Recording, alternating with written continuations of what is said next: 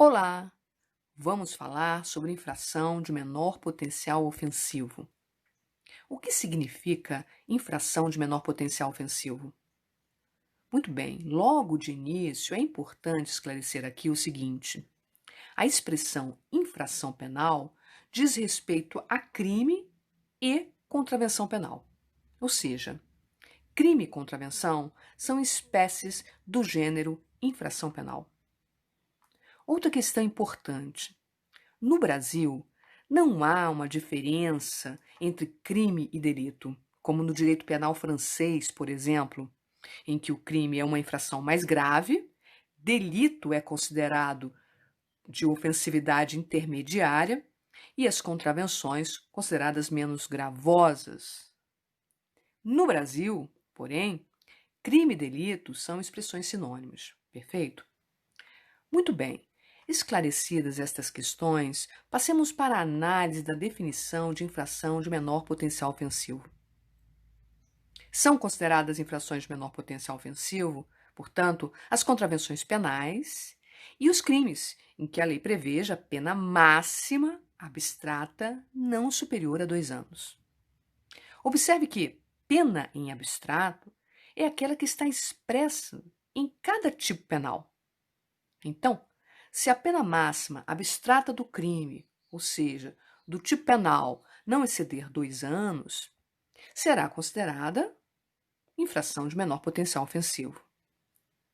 Por exemplo, a lesão corporal leve, prevista no caput do artigo 129 do Código Penal, possui uma pena de 3 meses a 1 ano. Um parâmetro de pena mínima de 3 meses, pena máxima 1 ano. Então, a lesão corporal simples é uma infração de menor potencial ofensivo. E por quê? Porque o máximo da pena da lesão corporal no artigo 129, caput, do Código Penal brasileiro, não é superior a 2 anos. A pena máxima da lesão leve é de 1 ano. Portanto, infração de menor potencial ofensivo. E em relação às contravenções? Bom, nas contravenções penais também são consideradas infrações de menor potencial ofensivo. Alguém poderia estar se perguntando o que são contravenções penais. Muito bem, não há no Brasil uma diferença atual ontológica entre crime e contravenção. Ambos são espécies de infração penal, perfeito?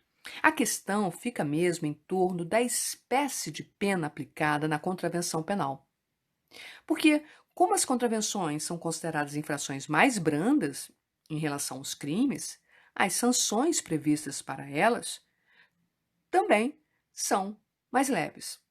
Ou seja, pena de multa ou a antiga prisão simples, cuja espécie punitiva remonta até o Código Criminal do Império. Então, um exemplo de contravenção penal prevista na LCP, na Lei de Contravenções Penais, no artigo 42, por exemplo, perturbar o trabalho ou o sossego alheios, configura contravenção penal. Então, anota aí. Infrações penais consideradas de menor potencial ofensivo são os crimes previstos na legislação penal, no Código Penal, nas leis especiais, desde que a pena máxima do tipo penal não ultrapasse 2 anos, assim como as contravenções penais, previstas no Decreto-Lei 3688 de 1941, convencionado por Lei de Contravenções Penais. Por quê? Porque na LCP, na Lei de Contravenções Penais, não há sanção superior a 2 anos. Perfeito? Anota aí também.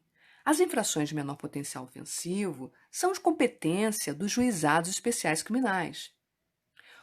Os juizados especiais criminais, os conhecidos GCRIMs, têm competência para a conciliação, o julgamento e a execução das infrações penais de menor potencial ofensivo. Claro que respeitadas aí as regras de conexão e continência, aliás, assuntos que trataremos em outros podcasts. Além disso, para as infrações de menor potencial ofensivo, existem 3 modelos negociais. 3 modelos negociais previstos na Lei 9.099 de 95 que podem ser propostos no curso procedimental, que são a composição de danos civis, a transação penal e o sursi processual, ou seja, a suspensão condicional do processo, e cujos temas abordo em outros podcasts. Muito bem, então significa dizer que o suposto autor da infração poderá responder pelo fato a ele imputado perante um juizado, que dentro do sistema de justiça criminal possui em sua estrutura a informalidade, a oralidade, a celeridade e a economia processual como características principais. Porque, observe, ao ser promulgada em 1995, a Lei 9.099, que regula os JCRIMs, os Juizados Especiais Criminais, o legislador pensou que, com um sistema de justiça mais ágil e menos formal, fosse possível resolver conflitos tecnicamente mais brandos, de simples resolução, de baixa ofensividade ou complexidade. Daí porque o procedimento sumaríssimo adotado nos JCRIMs é constituído de atos, pelo menos teoricamente, mais simples e menos burocrático, em busca de uma resolução do conflito de forma mais dialogal e menos punitiva.